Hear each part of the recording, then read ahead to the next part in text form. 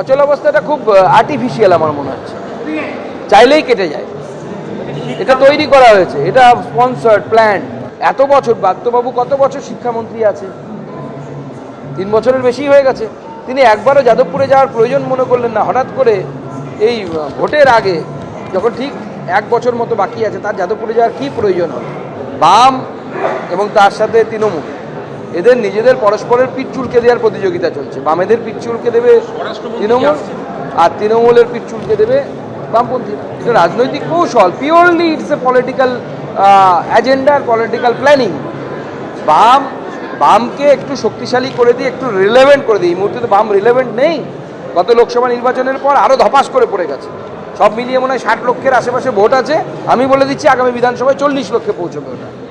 এবার বামেদেরকে এই উত্থান একটু তুলিয়ে দেওয়া হচ্ছে, জাগিয়ে দেওয়া হচ্ছে কুম্ভকর্ণের ঘুম থেকে, যাতে কিছু হিন্দু ভোট কাটতে পারে। কারণ জানেন মমতা বন্দ্যোপাধ্যায় যে হিন্দু ভোট যদি আর 4% কনসলিডেট হয়ে যায়, তাহলে পরেই বিপদ। ছাত্র আন্দোলন আমরাও করেছিলাম, কিন্তু এরকম পরিস্থিতি কোনোদিন তৈরি হয়নি। রাজ্যের মন্ত্রী যাবেন, তাকে এভাবে হেনস্থা করা হবে। ছাত্রদের বোঝা উচিত, মন্ত্রীর অসীম ধৈর্য, আহত ছাত্রের পরিবারের সঙ্গে যোগাযোগ করেছেন মন্ত্রী, তার দৃষ্টিভঙ্গি প্রশংসা করব। প্রতিক্রিয়া বিধানসভার অধ্যক্ষ বিমান বন্দ্যোপাধ্যায়। ছাত্র আমরাও ছিলাম, ম্যাডাম তো ছাত্র আন্দোলন অনেক দিন নেতৃত্ব দিয়েছেন, আমরাও দেখেছি। কিন্তু এরকম একটা পরিস্থিতি কোনোদিন তৈরি হয়নি আজ পর্যন্ত। খুবই দুর্ভাগ্যজনক। একজন মাননীয় মন্ত্রী যাবেন, তাকে এভাবে হেনস্থা করা হয়। ছাত্রদের বোঝা উচিত তারা কোন জায়গায় তারা যাচ্ছেন।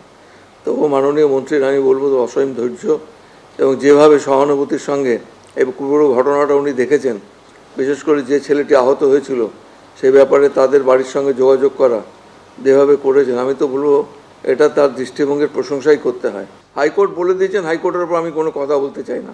কোর্ট বলেছেন, করেছে, এফআইআর করেছে, তো কী হবে? কেন্দ্রীয় শিক্ষা প্রতিমন্ত্রী সুকান্ত মজুমদার বলেছেন, যাদবপুরে অচলাবস্থা পরিকল্পনা করে তৈরি করা হয়েছে। ব্রাত্য বসু এতদিন ধরে শিক্ষামন্ত্রী রয়েছেন, ভোটের আগে যাদবপুরে যাওয়ার কেন প্রয়োজন হলো? বাম তৃণমূল কংগ্রেসের পিঠ চুলকে দেওয়ার প্রতিযোগিতা চলছে।